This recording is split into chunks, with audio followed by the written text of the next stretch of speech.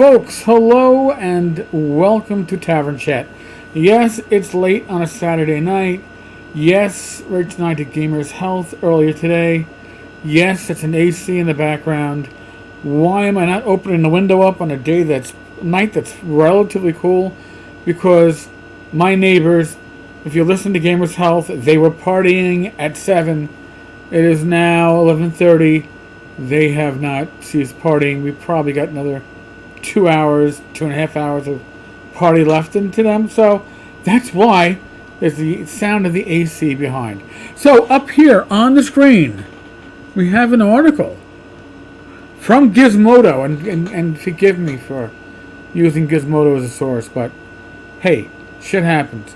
D&D's lead rule designer explains why actual play has influenced the game.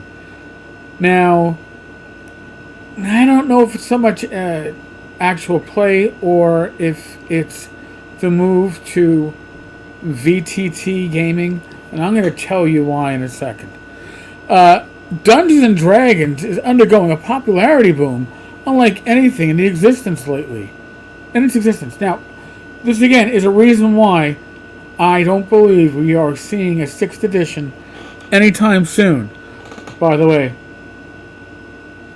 Cabernet Sauvignon. Can't have a good cast without a little good wine. And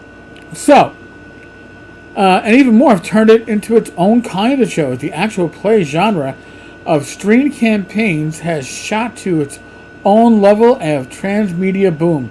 And it has. And I'll be honest with you, and God bless all those that do these actual play podcasts and vidcasts. I've yet to find one that has hooked me.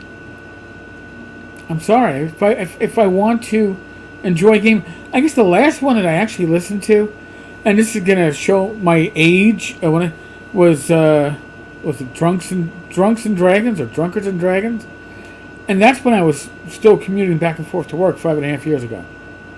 I haven't listened to an episode since then.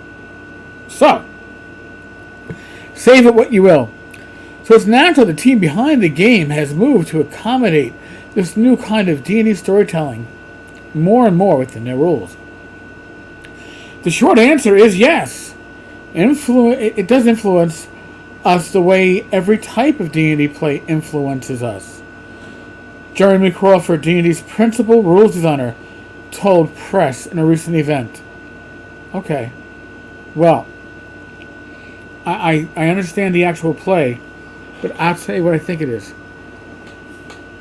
Your players are less... When I gamed, alright, players were generally in their teens, they were college students, they were high school students, there were some adults, but the vast majority were in some type of school and were working part-time. Right?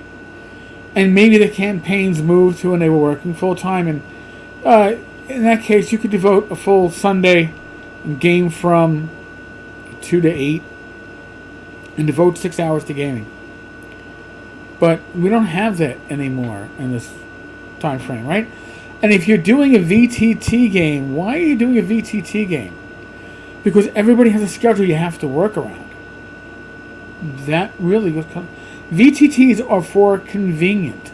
If you can gather a group of your friends and game in person, you will likely do so.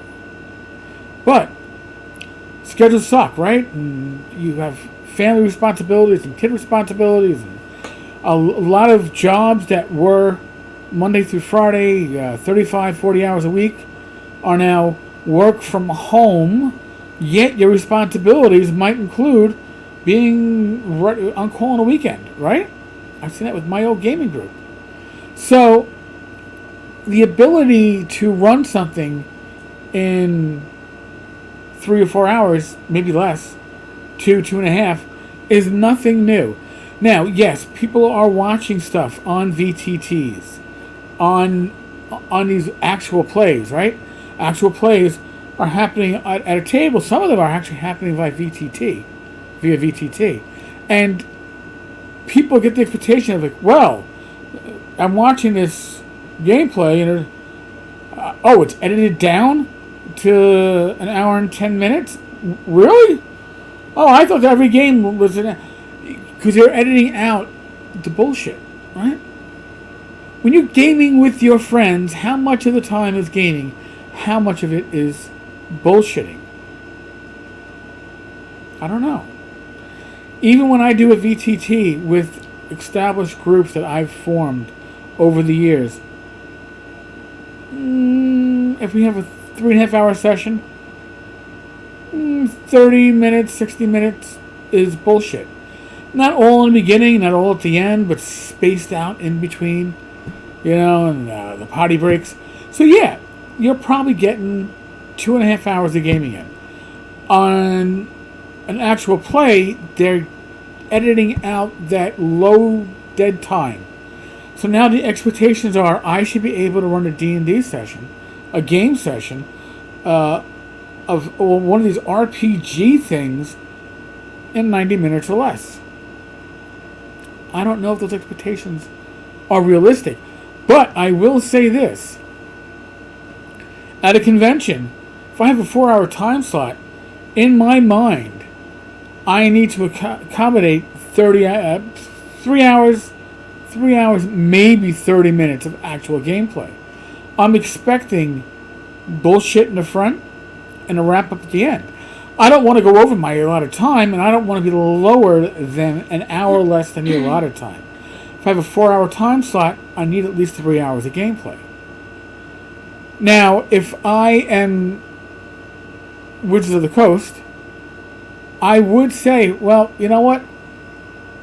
If we can put out material that fills a 2-hour time slot and they want a 4-hour game session, all they need is 2 pieces of material, right? You build it as a modular type of thing. They go on later in the article and talk about this. That you can break these things down. If you're writing content and it can be broken down to 2 hours, in my humble opinion, I think 2 hours is about the minimum that you need to have an effective gaming session. I'm actually going to say 2.5. It's probably more accurate. But if you can have your content broken down to 2.5 hour time slots, if you have a full day to game, use 2 or 3 pieces of content. As long as it's modular, or as long as it's sectioned off, it's the perfect point to end the adventure, to end the night. You're not ending the adventure necessarily, you're ending the night. The only point where this becomes a real concern is for Adventurers League, organized play. With organized play, there's an expectation, right? You're sitting down for, a 4-hour time slot or whatnot. And then the adventures are written for that. But when you're writing stuff for home play, that's different. So I will be putting out, sometime this fall, a series of digest-sized 4-page adventures. And that includes the map. We're generating it via the 1-page dungeon app. Bad Mike Battleado he's taking the reins. He's already written 2 or 3 of these adventures. Probably going to have at least a half dozen ready in the next couple of weeks. Then we got to lay them out and all that stuff. I would like to see these things be able to be run in 3 hours or less. Now, why is that? Because as somebody who's going to be turning 54, when I run a game session, I need the ability. I'm going to be running it for people my age. Everybody has family, right? Kids, responsibilities, jobs. Shit that we didn't have in high school and college. Now, maybe we'll be lucky. Maybe we'll have a time slot where we can have 5 hours of gameplay. In which case, I can easily get 5 hours of material out of 2 shorter adventures.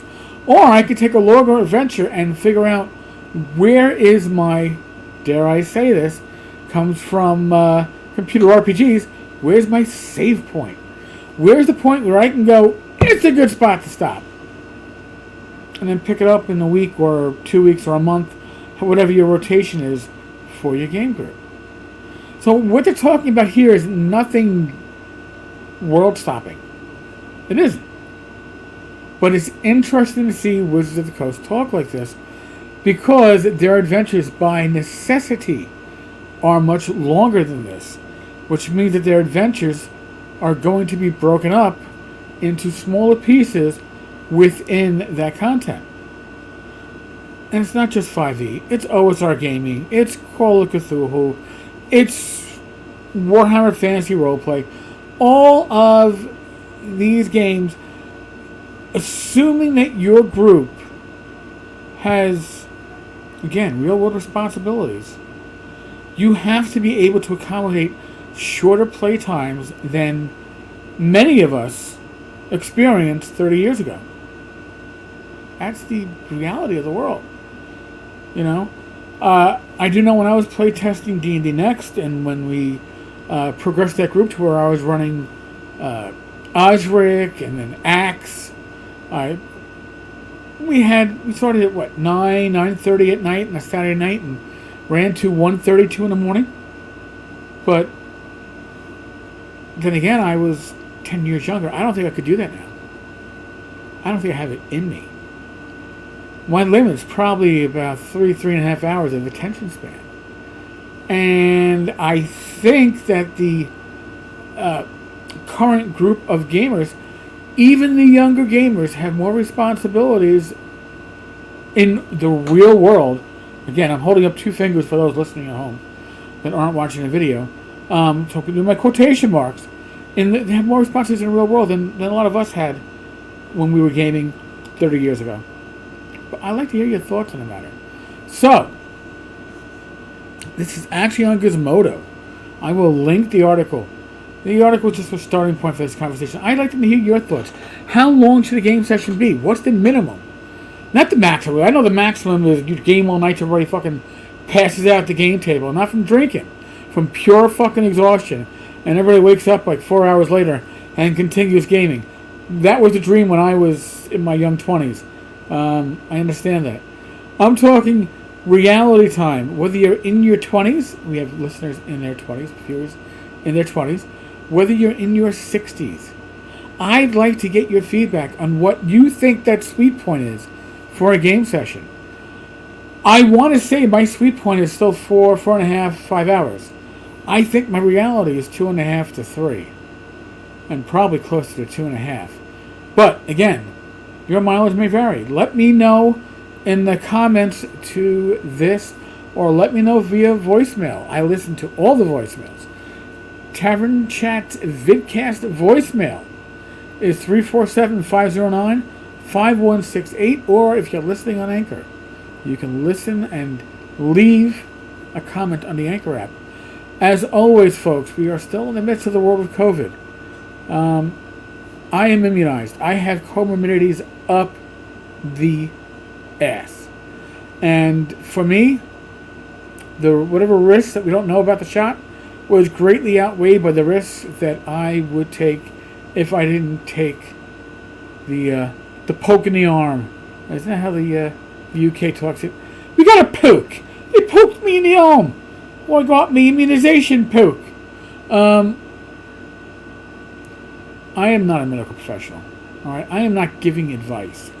I am going to tell you, I think you should talk to a medical professional who knows your situation, who knows your comorbidities, who knows your medical issues, if you have any, and will give you advice based upon that.